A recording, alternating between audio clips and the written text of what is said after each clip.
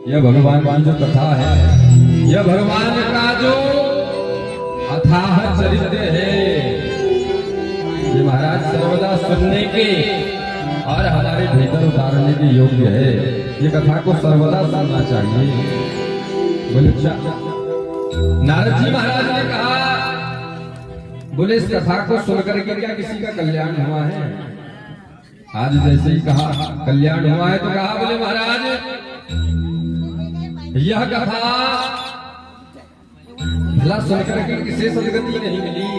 बोले जो मनुष्य सदा सर्वदा पाप रूपी अग्नि में जलते हैं, सर्वदा क्रोध रूपी अग्नि में जलते हैं, जो महाराज सर्वदा इंद्रियों से पाप करते हैं। देखो, हम अपने हाथों से कोई कार्य करें, क्रूरता का उसे ही पाप नहीं कहा जाएगा। दृष्टि से भी पाप होता है, ध्यान दीजिएगा। ये जो हमें भगवान ने दृष्टि की है ना, इस दृष्टि को पवित्र बनाना चाहिए। इस आंखों से अच्छा देखिए।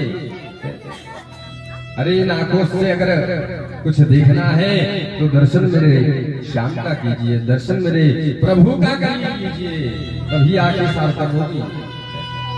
अभी तो महाराज ये संसार की भौतिक वस्तुओं को देख रहे हैं, इससे लाभ नहीं मिलने वाला।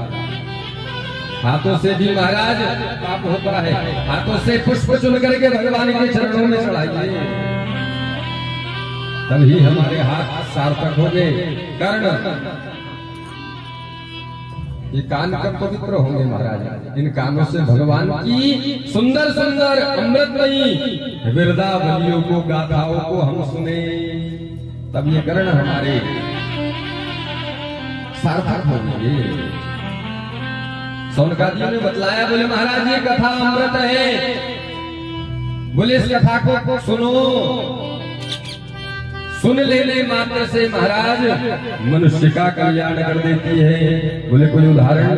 बोले ये मानवा पाप कृतस्तु सर्वदा सदा दुराचार्य रता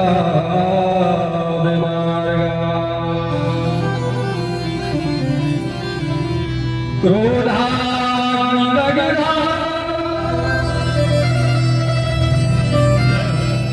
कुटिलाशकामिना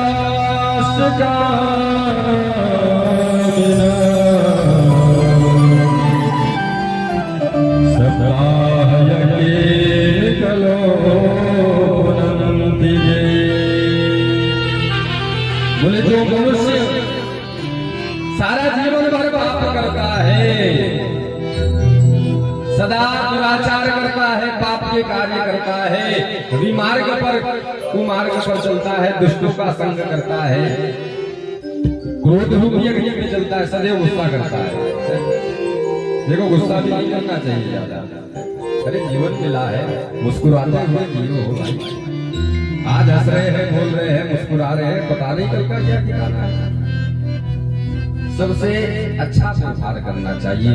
क्रोधाग्नि कामिना, लेकिन ऐसा भी जीव इतना बड़ा पापी भी अगर भगवान की सप्ताह पूर्वक कथा सुन ले, बोले सप्ताह यज्ञेन कलोपनन्ति ते, तो सप्ताह पर्यंत तक यदि एकाग्र चित्त से द्वादश अक्षर मंत्र का उच्चारण करते हुए ओम नमो भगवते वासुदेवाय नमः, ध्यान रखिए, गांठ बांध लो, जब तक 7 दिन आओगे ना कथा सुनने में आओ।